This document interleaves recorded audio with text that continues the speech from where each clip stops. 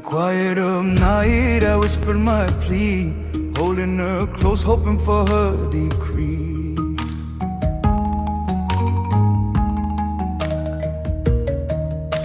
The vendor bends low to a woven basket and calls the names, Tress Up, Krayal, Tuk Talam, as if each leaf remembers a family. Listen, the market breathes with the same plant names that once walked temple corridors. You're listening to Ancient Echoes. I'm Samnang Bradley. Today, Kitchen Gardens of the Ancestors, Khmer plants, recipes, and remedies in the people who keep them alive. And I'm Sovin Lita. We'll move from a quick history of temple gardens to a courtyard visit with an elder gardener, learn from a trusted village herbalist, and hear an ethnobotanist and a monk reflect on cultural care and conservation. What you'll hear, hands in soil, mortar and pestle rhythms, and names that travel across generations. We'll also be careful when we talk about traditional remedies. This is cultural knowledge, not medical advice. Full sources are in the show notes. Context first, the idea of a temple garden in Khmer history is older than the present layout of Angkor.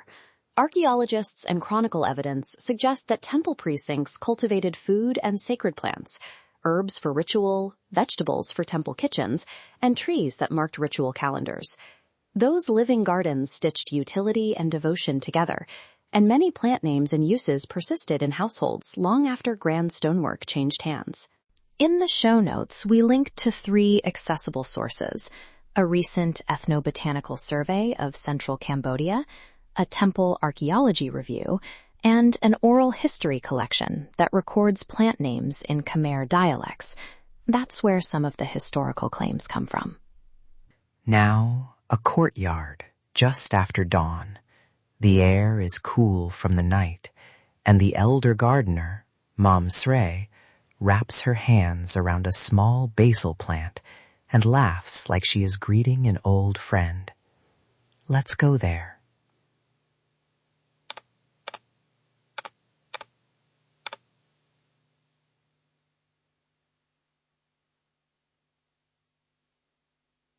This one is Cheb Ka, flowering basil. My mother taught me when to cut the tips. You must smell the stem, not just the leaf. If it smells sharp, it's time for soup. We plant after the rains. The soil keeps memory. You ask, how does it feel? And the soil answers. She shows me a handful of small greens, crowing leaves, a narrow vine called bing, and a pungent leaf that's used for family soups. Close your eyes with me for a moment. Smell the earth, the faint licorice of galangal, the citrus of macrit lime leaf. These are not separate things, food, smell, and story. They arrive together in one hand. We call this srinang. It cools the body after heat. My grandmother would make a tea and say a small blessing before the child drank. It isn't magic that replaces a doctor. It's care that helps a household breathe until they can get help. We teach young women how to dry leaves, how long to keep seeds, how to say the plant's name correctly so it will stay with you. A note here, when the herbalist describes cooling or warming plants, this is cultural explanatory language about how families manage symptoms. It is not a substitute for medical diagnosis. We include these descriptions to preserve cultural context and to celebrate how communities use plant knowledge in daily care. She opens a small tin and grinds a mixture with a wooden pestle, mortar and pestle rhythms that sound like a heartbeat. She names each ingredient as she adds it, in Khmer, and tells the story that goes with it. This leaf for the fever your father had when the war came. This root your mother used to ease childbirth after the rains. One thing the gardener and herbalist emphasize is naming, pronunciation, the little suffixes families add, and place-based names that point to a specific village. That linguistic knowledge maps seed histories. When a plant name shifts, even slightly, it can mark migration, marriage, or the influence of a market. The layers matter because names carry practices. Around minute 26, we step back and stitch sound together. Listen to a montage. A woman bargaining for seeds, a man sweeping under a tamarind tree, the mortar and pestle fading under market calls. Later, I sit down with Dr. Lee, an ethnobotanist who has worked across provinces, and Venerable Sok, who tends a small temple garden that supplies offerings and kitchen greens. When we survey village gardens, we find a dozen species that appear in nearly every household: lemongrass, galangal, makrut lime, morning glory, 2 or 3 basils, a vine or 2. Each species has multiple uses: culinary, ritual, medicinal language. Conservation isn't only about wild forests. It's about home gardens, where seeds are kept alive by people rather than institutions. In the temple, we plant a tree and trace its calendar. We show children how to water without wasting.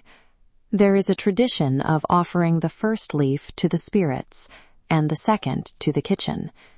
These rituals remind us that plants are woven into gratitude and responsibility. Dr. Lai also warns of threats: seed homogenization from market demands, loss of dialect names as young people move to cities, and climate shifts that change planting calendars. Yet he stresses resilience. Families adapt seeds, swap cuttings, and the women I work with are extraordinary repositories of seed innovation. We asked each guest to share one small, practical tip for visitors who want to learn respectfully.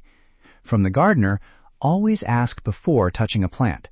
Offer a small thanks when someone shares knowledge, and use the Khmer name if you can. People notice effort. From the herbalist, never ask for recipes as a tourist novelty. Ask how a plant is grown and used in the household. Offer to buy seeds or small produce, and accept that some knowledge is private. From the monk, assist with watering or sweeping.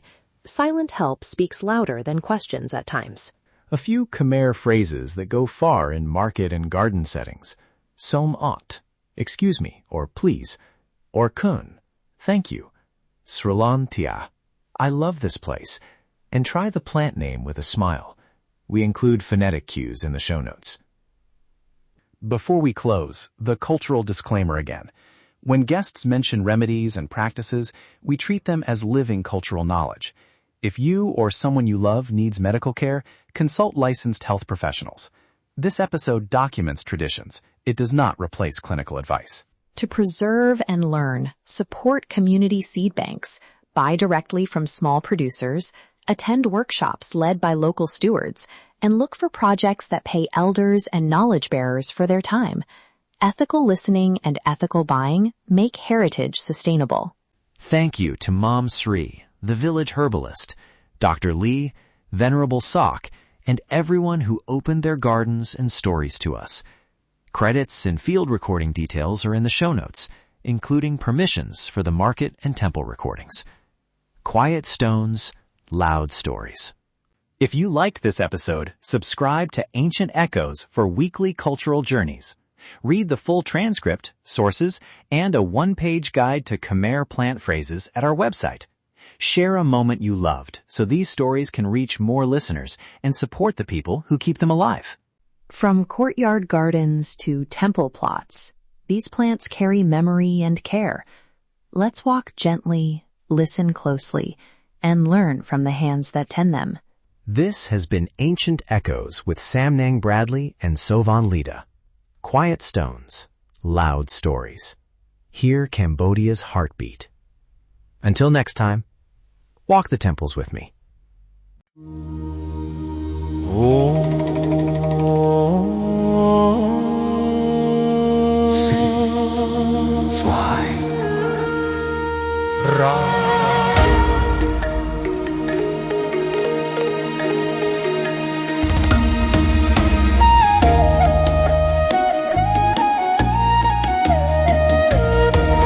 Oh, shining diamond, flawless and red, you stand so quiet, soft in the air.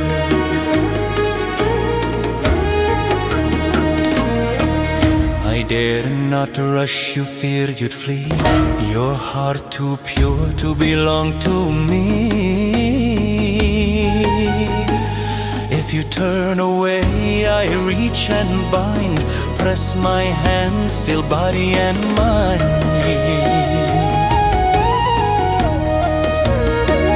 Your brows I trace, your breath I steal. This mark I place is dark and real. From this moment break and fall, hear the spell, obey the call.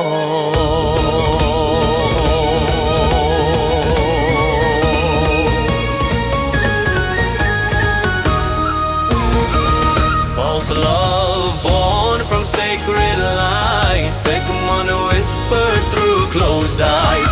Follow me, don't fight, don't run, your soul is caught, my work is done. Empty will, your light undone, under spell, under Sigmund.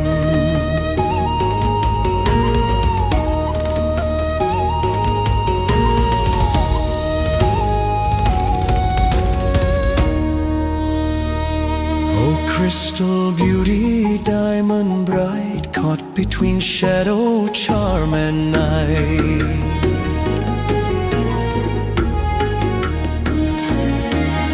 Time won't save you, truth won't last. This vow is carved, the line is cast. My words are smoke, my touch is fire. I bend your heart to dark desire.